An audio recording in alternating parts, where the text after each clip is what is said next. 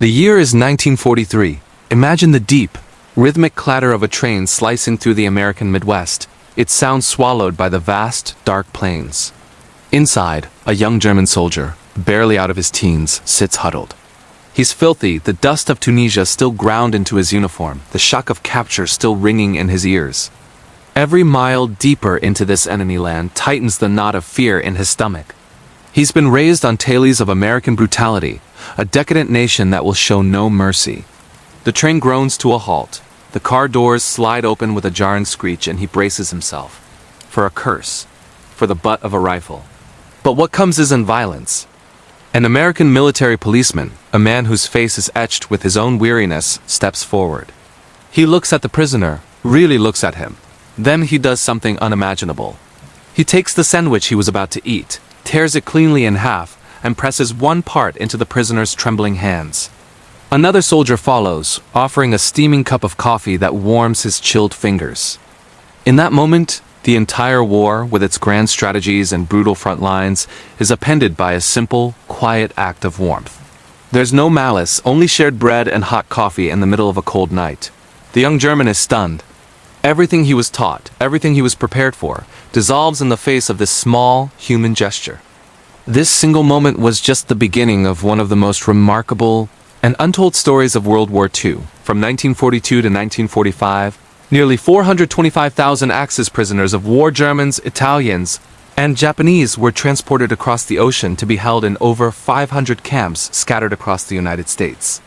From the fields of Alabama to the forests of Wisconsin, a massive hidden archipelago of POW camps sprung into existence. The stakes, both legal and moral, were immense. America was a signatory of the 1929 Geneva Convention, a treaty that dictated prisoners must be treated humanely. Specifically, it required that their food rations be equal in quality and quantity to those of the base troops of the detaining power. Think about that. German and Italian prisoners were by law to be fed as well as American soldiers stationed at home. This wasn't just a legal obligation. It was a profound moral test for a nation at war. And America was a nation of paradoxes. On the home front, citizens were diligently using their ration books, sacrificing sugar, meat, and coffee for the war effort. Yet, at the same time, the country's granaries were overflowing, its meat-packing plants churning out unprecedented volume. America was, in essence, fighting a war of scarcity for its own people while sitting on a mountain of abundance. Meanwhile, a fierce propaganda war raged across the airwaves. In Germany, Joseph Goebbels' ministry painted a portrait of a cruel, degenerate America, assuring its soldiers that capture meant torture or starvation. Every act of American kindness or cruelty would be scrutinized, magnified, and used as a weapon. The United States had to prove, not just to the world but to the prisoners themselves, that its democratic values were more than just words. The central tension was set. What happens when a captive, conditioned to expect the worst from his enemy, finds his first taste of that enemy is bread, freely and willingly shared? Imagine the arrival. The initial shock gives way to a disorienting routine. These prisoners, fresh from the battlefield, were first herded into delousing stations for hot showers, for many, the first real wash they'd had in months. Their tattered, lice-ridden uniforms were burned and replaced not with prison stripes, but with sturdy blue denim work clothes, stamped with a simple PW on the back. They saw the camps encircled with barbed wire, but the wire seemed almost temporary. It wasn't the grim, medieval fortress of their imagination. And then came the most powerful assault on their senses, the mess hall. The smell wasn't of gruel or stale bread, but of beef stew, fresh-baked bread, and the ever-present aroma of coffee. This entire experience, from the first sandwich on the train to the first hot meal in the camp, was designed to be a form of psychological disorientation. It was a systematic effort to challenge the carefully constructed narratives of hate and fear that armies used to fuel their soldiers. It plants a profound question, one that would echo through the lives of these hundreds of thousands of men for years to come. Can small, consistent human gestures, a shared meal, a offered cigarette, a simple conversation across a language barrier be powerful enough to unmake the myths that nations build and armies feed to their men? Can kindness truly be a weapon of war? The steel tray felt heavy, alien in his hands. It rattled against the runners as the line shuffled forward. Sunlight, clean and white, sliced through the mess hall windows, glinting off the polished concrete floor. In front of him, a mountain of sliced white bread, softer than anything he'd touched in years. And next to it, a tub of butter, yellow and glistening. Real butter! He watched it melt into the warm bread on the tray of the man ahead. The sight so unbelievable it felt like a hallucination. Then came the meat. Not a rumor whispered in a trench, not a watery suggestion in a thin soup, but a thick brown slice of roasted pork, its juices pooling on the plate. He held his tray out, his arm trembling slightly. The soldier serving was young, barely out of his teens, with a face full of freckles and a soft Iowa accent. The kid scooped a ladle of potatoes and gravy, then the slice of pork. The German stared at the portion, a wave of gratitude so strong it was dizzying, mixed with a deep, gnawing suspicion. This had to be a performance, a show for some unseen inspector. Food like this wasn't just given away. As he started to move, the young guard's hand darted out. He looked up, startled. The guard, without a word, slid a red apple from a crate behind him onto the corner of the tray. The soldier's eyes met his for a fraction of a second, a small, almost imperceptible shrug in his shoulders before he turned to the next man. A gesture that said, "We have enough." He found an empty space at a long wooden table. The first bite of bread and butter was a revelation. It was a taste of a life he thought was gone forever. This wasn't just food, it was a system. He'd learn later that the calories were calculated, pegged to the same standards as the U.S. Army's own rations. There were weekly medical checks, not to see if you were fit for battle, but to monitor your weight and health. There was a canteen, a small store within the wire, where you could buy soap, chocolate, and tobacco with scrip, a special camp currency. You earned that scrip by working. It was also orderly, so fair. It was a machinery of civility that felt more foreign than the enemy language. But beneath this veneer of structured kindness, another darker system operated. In the barracks, the true believers, the hardcore party men, held their own court. Their eyes were everywhere. They policed the culture, enforcing a rigid, unseen discipline. Speak too freely with a guard, seem too comfortable, too grateful for the food, and your name might end up on a whispered list. They held secret courts in the dead of night, dispensing punishments for those deemed traitors to the cause, for those who had forgotten the fatherland. The threat was constant, a low hum of menace that vibrated through the floorboards of the barracks. You learned to watch your words, to keep your head down, to perform gratitude for one master and loyalty for another. Outside, during morning formation, an older American sergeant, his face a roadmap of wrinkles, addressed the guards. "Discipline," he barked, his voice gravelly. "That's what keeps this place running. These men are prisoners of war, not guests. Be correct. Be firm. Your kindness is not a weakness, but don't let it compromise security for 1 second." He scanned the faces of the young soldiers, many of them farm boys like the one in the chow line. Understand? You're not their friends. You're their keepers. The order was clear. The fence was not just wire. It was an uncrossable line between two worlds. Yet in small moments that line blurred. In the mess hall, he saw the same Iowan guard talking to an older prisoner, a farmer from Bavaria. They weren't talking about the war. They were gesturing with their hands, sketching the shapes of plows in the air, debating the best cuts of pork, the subtle differences between a German winter and an Iowan one. These brief exchanges were like flickers of light in the gloom, tiny fragile connections in a world designed to keep them apart. Beyond the fence, America was desperate for labor. The talk in the barracks was of the work details. Harvest crews for the vast fields of corn and sugar beets. Sawmill gangs deep in the forests. Cannery lines processing the bounty of a nation untouched by bombs. One morning, his name was called. He was herded with 24 other men toward a drab green truck idling by the main gate. Lunch pails, simple metal boxes, rattled on the truck bed floor. As he climbed in, the gate swung open, revealing a paved road that disappeared into rolling green hills under a vast open sky. He clutched the pail on his lap, the memory of the apple, the bread, the meat, still vivid. Was the food a trick? Or was it the first glimpse of a truth too complex to understand? The truck lurched forward, and for the first time in years, he was moving toward a horizon that wasn't fenced in. The American heartland was a world away from the battlefields of Europe. For German prisoners of war, it was a landscape of bewildering abundance. Picture a harvest crew in the sprawling wheat fields of Kansas. The sun beats down, dust kicks up, and the rhythmic swish of scythes or the rumble of early combines fills the air. Perched on fence posts, American guards, often older men or those unfit for combat, watch with a casual eye, rifles resting across their laps. They weren't just jailers. They were neighbors, farmers themselves, overseeing a new kind of workforce.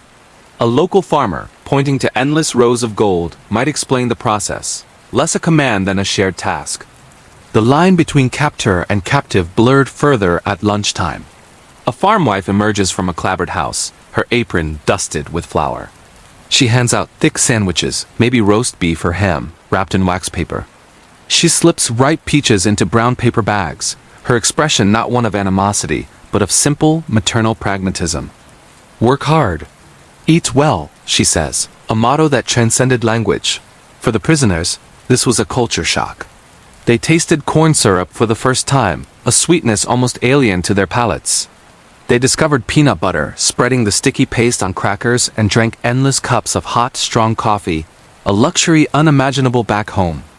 In censored letters, they tried to describe it, writing that the enemy's wealth was simply staggering, that the stories of American scarcity they'd been told were a lie. But this surprising warmth was set against a backdrop of deep, unsettling contradictions.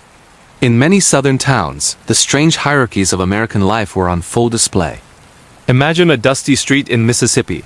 A group of German posts, still in their uniforms but without insignia, are marched under guard into a small café for a midday meal. They sit at tables, the clatter of their plates and silverware echoing in the quiet room. Outside, leaning against the fender of a military truck, a black American soldier in the uniform of a military policeman eats his own lunch from a paper sack.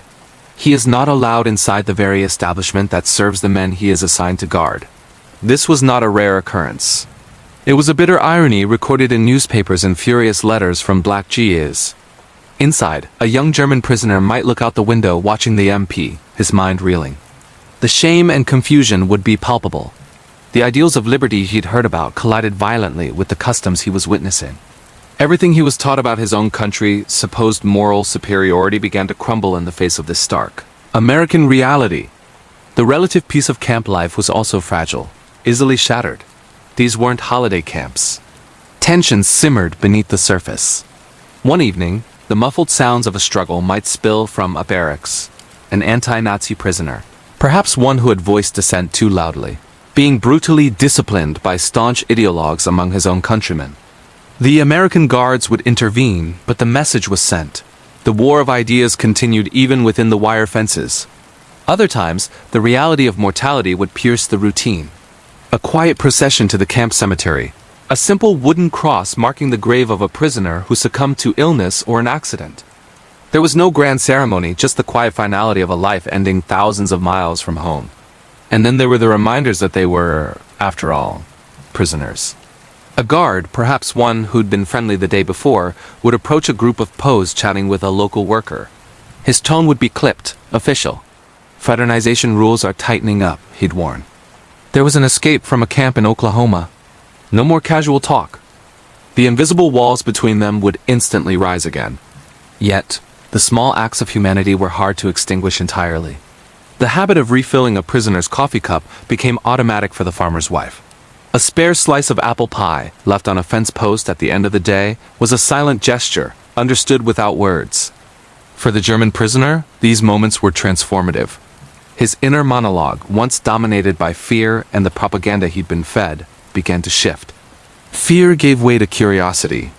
Curiosity morphed into a profound and unsettling doubt about his leaders, his cause, and everything he thought he knew to be true.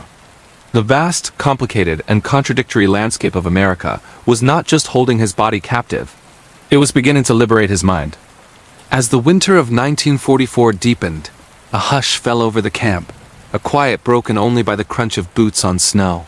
Snow lined the fence rails, turning the barbed wire into something almost beautiful, a stark white line against the gray sky. News from the outside world was a slow, cold trickle. We heard fragmented stories of cities in Germany turned to ash, of a desperate, final push in the Ardennes forest. The war felt both infinitely far away and closer than ever, a ghost haunting the edges of our isolated world. Then, a miracle appeared, a scene lifted from a life we had almost forgotten. A holiday meal. Not the usual fare, but roast turkey, its skin glistening under the dim lights of the mess hall. There were mounds of potatoes, a vibrant smear of canned cranberries, and for each man a thin, precious slice of chocolate cake. It was a feast from another planet. That night, the barracks echoed with the sound of carols, voices rising together, singing of peace on earth while the world burned. In a camp out in Iowa, we heard the prisoners had even built a nativity scene. The figures, carved and painted by hand, were so beautiful that local families drove out to the camp just to peer through the wire and marvel at the creation. I saw him across the mess hall, the young guard, the one who'd shared his sandwich with me all those months ago. He moved through the line with a practiced ease, his face impassive.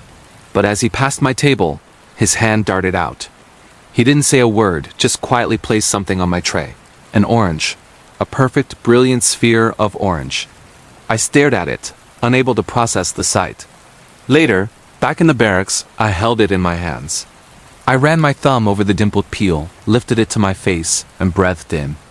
It was the scent of sunshine, of a world I had never seen, a continent I couldn't even imagine. It was the smell of hope. But hope is a fragile thing in a place like this. The small act of kindness rippled through the camp, stirring both gratitude and suspicion. Unease grew like a weed. Rumors flew about a mass escape being planned at a camp in Arizona, a desperate, elaborate plot. It put everyone on edge. The guards became stricter, their faces harder. One morning, they stormed our barracks for a surprise inspection, tearing through our meager belongings, searching for contraband, for signs of rebellion. The tension snapped a few days later on a work truck. Someone saw the orange I was still carefully saving and spat, "Don't eat it. It's probably poison." A fight erupted, a flurry of desperate, clumsy punches born from fear and envy. The orange rolled away, thankfully unharmed. After the fight, the young guard found me. We stood by the fence, the cold air stinging our faces. There was no grand speech, no melodrama, we just talked.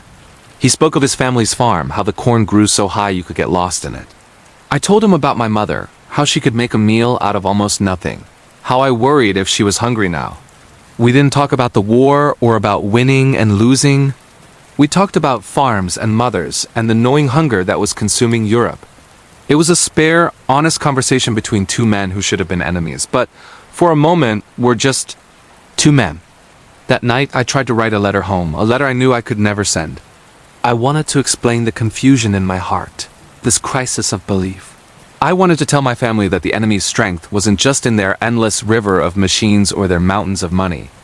It was something quieter, more stubborn. It was in their insistence on rules, on a strange kind of fairness, on these small, baffling mercies. It was in a shared sandwich and a gifted orange. The war was groaning toward its end. You could feel it in the air, a shift in the wind. But the fence still stood, a constant, unyielding reality. The wires still separated their world from ours. That night, under the weak glow of a single bulb, I took out a borrowed knife. Its edge was dull, but it was enough. I held the orange in my palm, a sphere of impossible warmth in the frozen world. Slowly, carefully, I began to score the rind, the blade tracing a line around its circumference.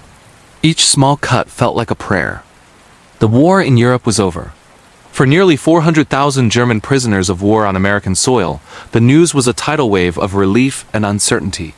The journey home began not with a parade, but with the mundane rumble of army trucks, carrying them to railheads, then onto crowded transport ships bound for a continent in ruins. For many, the return wasn't direct.